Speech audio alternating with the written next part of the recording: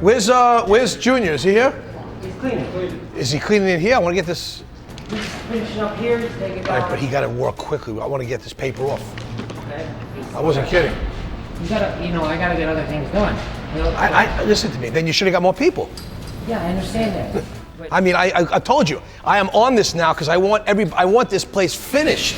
no, I understand that. I'm taking the paper off tonight. There's a lot to do. We're trying to transition now from construction mode into business mode, and it's not an easy transition. Not only is it difficult logistically to come up and get partners to work with, but it's also difficult to get into that mindset. From us hammering nails or using a screw gun to having to use our brains, but now all of a sudden to go to a running business, it really is changing gears totally. Oh, son of a schnanker.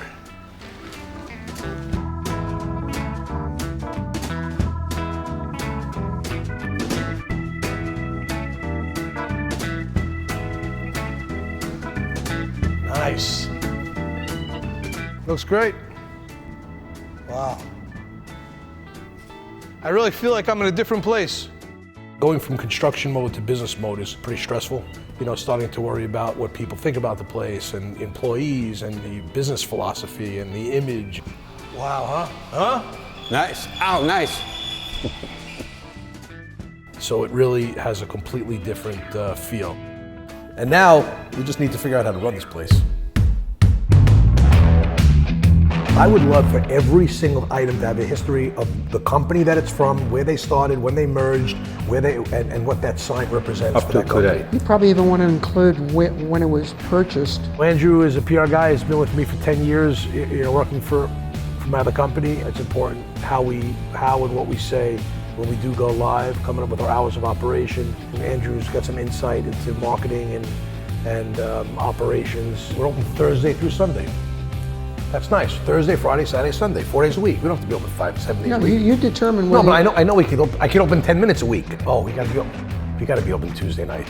You have to. Well, I said that Tuesday night you got to be open. Tuesday night is a big night for car shows in Oyster Bay, so we have to be open. Winter schedule, perfect. Wednesday, Thursday through Sunday, 4 nights a week. Minimum staff needed.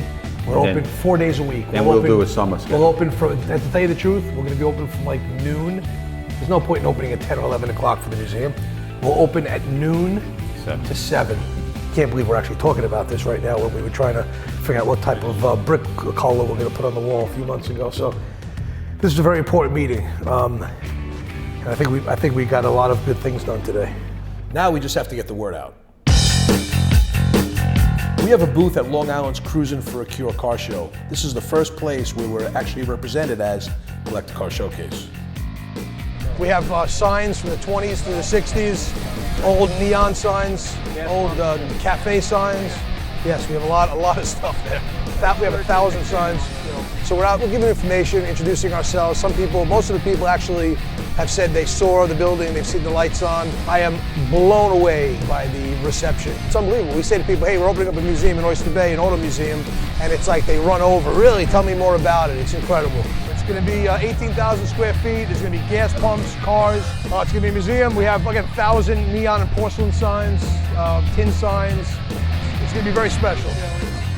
Where in Oyster Bay you gonna open up? Right past 106, right past BMW. If you're going down towards the town, the village, it's on the right side. Okay. Can't miss it.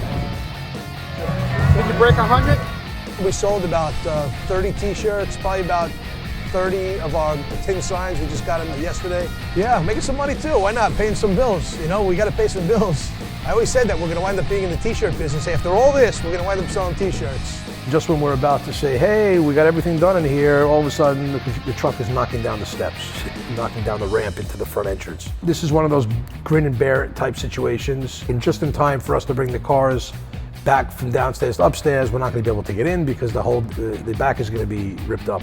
They're also building a retaining wall here. They're bringing more out to the street over there. It's quite a bit of work out there.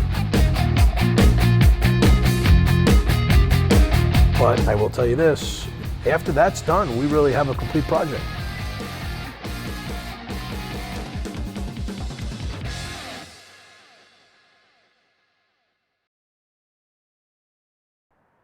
Dan Morphy is the owner of Morphy Auctions. He's in a very, very large auction house for Petroliana, signs, advertising, and everything else. I bought a bunch of stuff from them online over the years. Some of it is here on display. I mean, he is one of the biggest players in this hobby, along with Dan Matthews, who's with him. You never know what's going to happen. Could be a new business relationship. We have the ability to do auctions here. We have the ability to do all different types of things. Auction could possibly be an option. I don't know. I don't know if it would make sense here. We want this to be fun and exciting and be a passion of ours, but we need to generate revenue. And there you go, they're here now.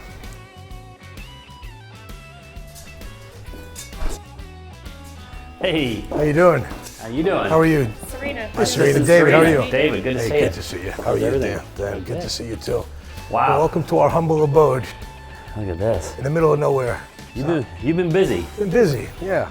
My name is Dan Morphy. I own Morphy Auctions in Lancaster, Pennsylvania, and I was invited by David to come down and see his new operation that he's working with here. I love when people ask me how long you've been collecting, and they think it's 20 years, and I'm Exactly. It's been 2 years, Like I said, you've been busy. Yeah, I've been busy. Dan is more of an auction guy. He's there. He's a business. Let's put it up for auction. And let's make money.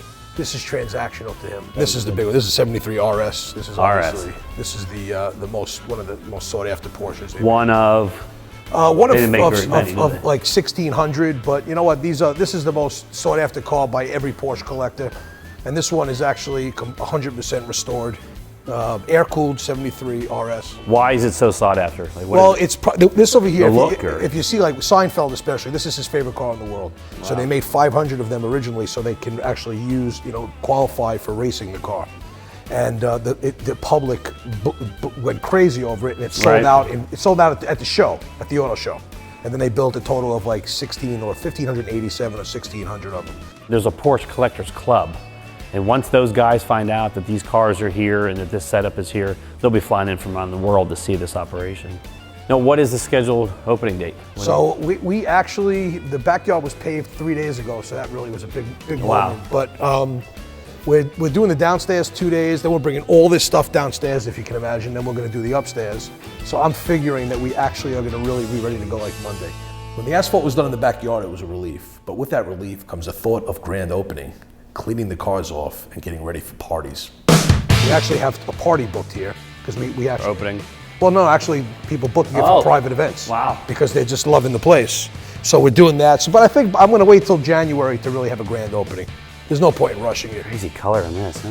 You know what? This is a 914-6, extremely rare car. It's a 911 motor in the 6-cylinder in this car. That's what makes it very special.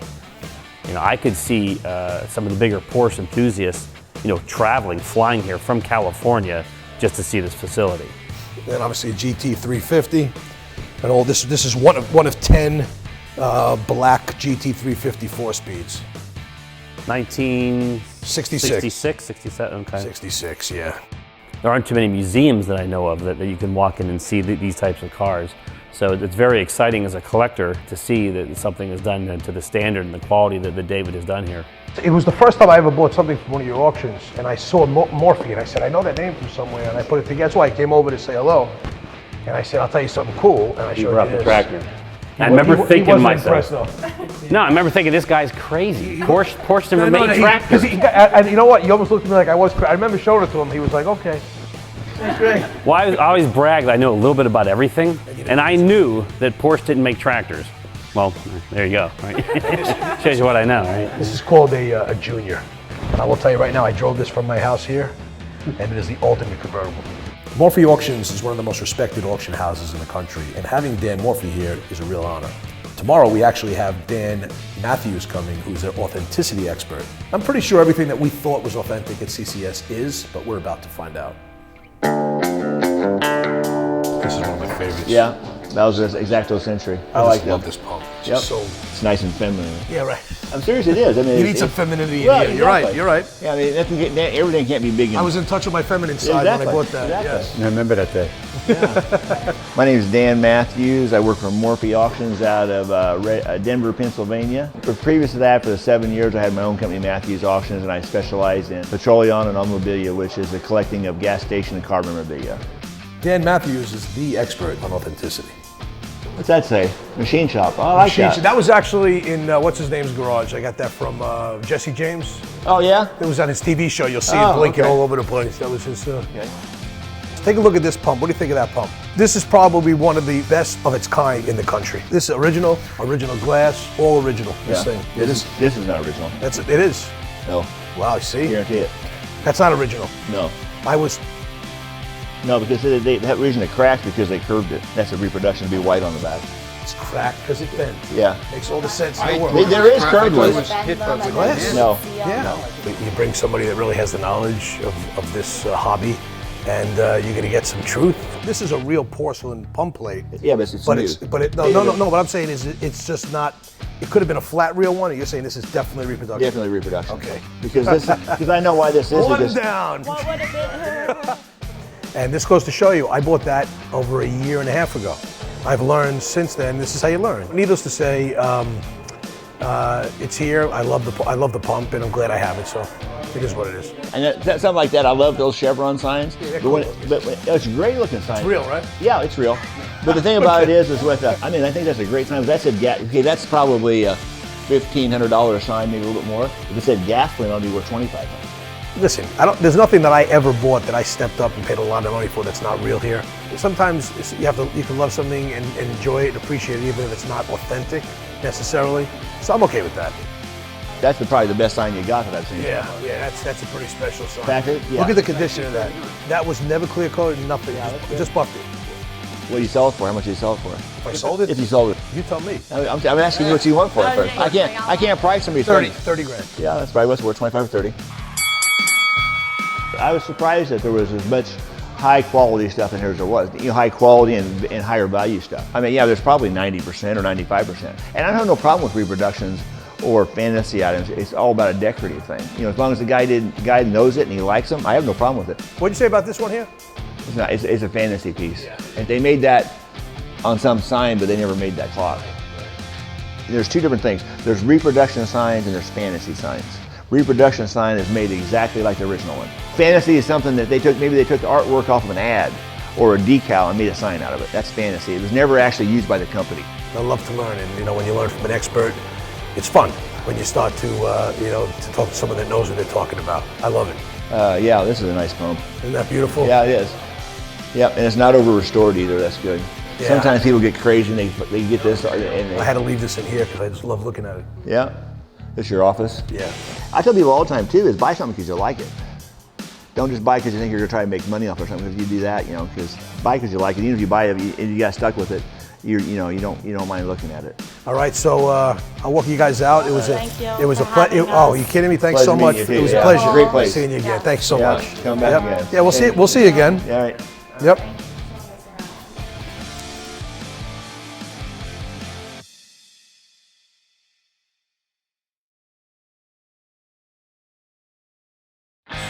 So, believe it or not, today we are opening to the general public. I would say that we are going close to 2 years from when we started pursuing this building till today. I'm not going to compare this to a sport, but it's like kind of winning a playoff game and saying, we've reached our goal. No, we got a long way to go to get this place up and running. A long way to go. I can't believe we're putting a paper sign up. Higher. No, left a little bit, and down a hair, right there. No, a little down on your side, right there. Wow, that looks nice, man. I'm not expecting a lot of people today. I'm expecting whoever saw the sign out front. I sent out maybe 20 texts. That's all I did to some people that I thought may be interested that were open. Family and friends will pop in. They've been here before. They'll come afterwards. But like I said, with that comes a lot more stress about where we go from here. I get to give the museum's first visitors a tour today. Oh yeah, I see you collect a lot of nice stuff. To me, the gas pumps, the memorabilia, This gentleman used to sit in the lobby of Mercedes Massapequa. I knew I saw him someplace. When I bought my AMG, he was there. Wasn't he? I'm trying to find a balance between putting cars that just have high dollar value than having cars that will appeal more to the general public. See, what's nice about that one, besides the fact it has an amazing restoration, is that it has the walk-through also. That's a big deal, the fact that you can walk through. This is very cool. But I love that smell. Isn't that smell? Oh yeah. And this whole thing opens. This whole thing. Oh wow. Check that all the way to Look back at there. that. Look at this. They did some cool job on this. We don't have 100 cars here, so we had to do the best with what we had. And I think that the car layout is simple. No matter how you slice it, the front right is going to be more of our import European cars. This was a true barn garage farm. Yeah. Have pictures of the dilapidated Very cool. barn that fell on top Wow. of it. You know what it is? You're not looking to race this. You just course. enjoy the ride. It's like the bus. You can run fast. Yeah, and what does this weigh, this thing? Oh, it's light. Yeah, It's very light. 2,100 pounds. It's nothing. And then obviously we have a lot of Porsches, so we put 2 more. And then you have the Bricklin, and then the American muscle cars kind of go where really all the American, oil and gas stuff is. This is a crazy car, man. Look at this thing. Well, they You know were what? built on. It wasn't a kid car though. Bricklin made this car, and it has a Ford, the Ford motor. Love that smell in there. You see, I told you, it's not just me obsessing over smells. Oh wow, look at that. How cool is this? Yeah, I mean they're pieces of garbage. Oh, of course, but You know it's what just yeah, of course. I mean, they really are, but they were significant, and the whole purpose of this car was safety. That was the whole Oh, purpose. yeah. But they It went looks to the like regulations. The bumpers with the special Yeah, it bumpers. looks there's like a solid. steel. This is all. I mean, I can the car tell is it's built a like solid a tank. car, yeah. And in the middle will be just a mix of kind of strange or weird type things. What's this little thing here? This is an Isetta. BMW? This is. This is actually how you got into the car? This is it. Oh man. There was an Italian refrigerator company called ISO. Okay. And BMW bought them, so they turned the refrigerator company's product into a car. Oh man, very cool. There's not much of a dashboard. And then they came out with a limousine, which actually has doors on it, which is a little bit different than actually What what made this famous in the 80s? Is this The what Urkel? Urkel drove? That's right. So this is a It's a 300. What is that called? A trike or something? No, this actually has 2 wheels in the back. Oh, but, that's but two no, seats. but in Europe, in England, they had 1 wheel because it was considered a motorcycle. So for Oh, I tax, see. tax I got it. purposes. So this one has 2. This in one the has back. 2 in the I see. back. Yeah, and it's an American version of it. Holy shit. Look at that. And it's a golf cart, huh? Yeah. And you look at have it. you have this now. No, a guy came in here and he let us have it to display it. Oh, so it's on display. Yeah. Oh. They have the bases for the seats, and we still have the pine tar and all that stuff on the. I told the guy, "Want me to wash it?" And after I said that, I was like, "No, wash it." You can't wash this ever because you'll be taking the history off. You don't want to leave the history. A lot of DNA on it. They play his fingerprints, That's the one surviving Mets bullpen car, and if you're a Met fan, it's significant. So Dave, I can tell you put your heart into this beautiful place. Thank you guys. I Your appreciate heart, it. every little thing, every sign, every place, everything you did here is perfect, beautiful. I appreciate it, really. Nice meeting you. Very nice. It's a pleasure. Thank you I'll very see much. You soon, man. Yeah, absolutely. When people walk in here, the first thing they say is, "Wow, there's no stone unturned with detail." And that's exactly what I was hoping for in a response, because we really didn't. We really took, we really looked at every detail. The day has arrived. How you doing, man? Good. How are you? Good. What's going on? I don't remember what you saw up to. Not any cars up here at all. Probably 2-3 months. So it's been a while. Yeah, a couple months. So there's a little something for you. Oh, serious? Maybe you have a spot for it. Oh, man. I think you liked it. Thank you. Okay. Really? Whoa, nice. Thank Throw you. that in front. You're welcome. Very nice. Look at that, huh? Yeah, that was very cool of Bruce to bring that in. Like most things, we're going to put it in a few places and it's going to find out exactly where it belongs. I like the light diffuser, Ken. Can I tell you something? So we buy these things, those lights, and the light washes out about 9 feet around the car. So Mike says, how about using the cans? I was like, are they going to fit? We cut the cans, the top and the bottom, it fits perfect. We put them up, we painted them black. And then that focused it? Perfect. And now we have the cans up there. And I'm glad you noticed it because it's one of the things we love now. See, that's why I'm so glad I was involved in all the little details, because now there's stories for every decision that was made and the impact they had on the character of our place.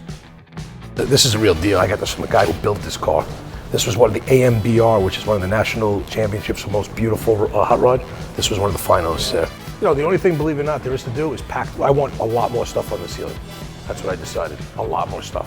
Yeah, but you lived with all this stuff. To someone that never saw this is overwhelming. Right, that's right. Like you're just getting immune to it now. But there's an overwhelming amount of stuff in here. There are a few things during the entire time we looked at each other and said, we don't know where to put this thing. And then when all of a sudden one day, what was it? It was a few things, right?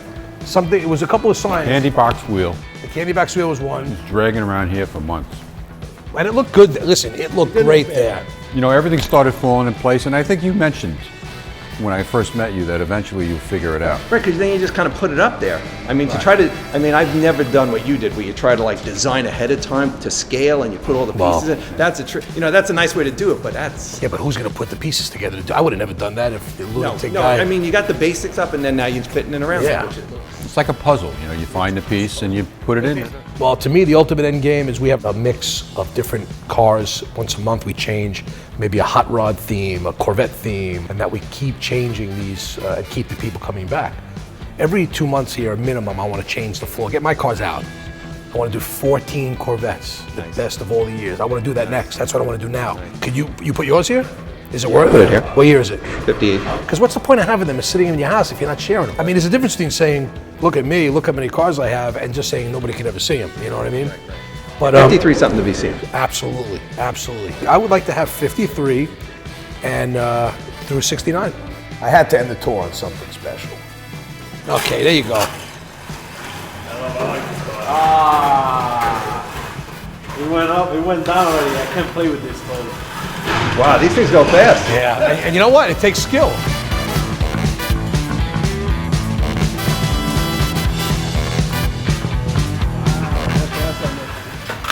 Whoa, who's that? You? Orange, yeah, orange. When you get good at it, man, I'm telling you, you are flying around like this. No. We're still putting together all the business operations here, the details situation, the working with a partner for the events. So believe me, it's a long way away from where we have to be. This has been a trip. I don't know what to expect. I don't know who's going to come in, what they're going to say, or how they're going to say it. I believe it's going to be exciting. I like that. This is the part I don't know what's going to happen next.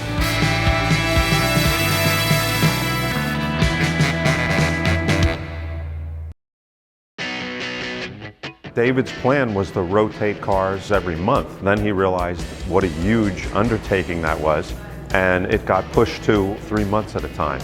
And it's still a huge undertaking. Doug has been incredibly significant in this exhibit because he really handpicked all these cars. He is the one who called the owners, asked them to exhibit their cars, had them brought here, and really coordinated the whole thing. We could put a grade 8 car there. We could put Pete Totino's car there. It's I'll leave that up to you. I don't know the cars. If I knew the cars, I'd be able to pick it out immediately which one I'd want there. I really feel confident that we got the right guy to help curate the show. And I have other people to call, like this fella from Massachusetts who really wants to bring his car. You know, it's a 6-hour drive, and he's willing to come. And he rattled off a couple of the people that I know that are on my short list that I haven't called yet who would love to be in.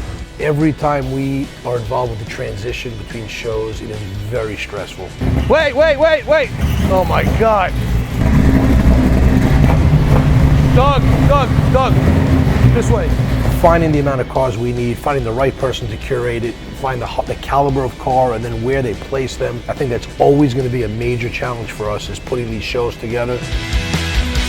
So here we are tonight to just really see the place come to life. Having people who actually have their cars being exhibited, talking about their car, enjoying their car, sharing the camaraderie in the hobby, and really showing what this place was really built for. You'll talk to some of the people here, you'll see the amazing passion that people have for this hobby.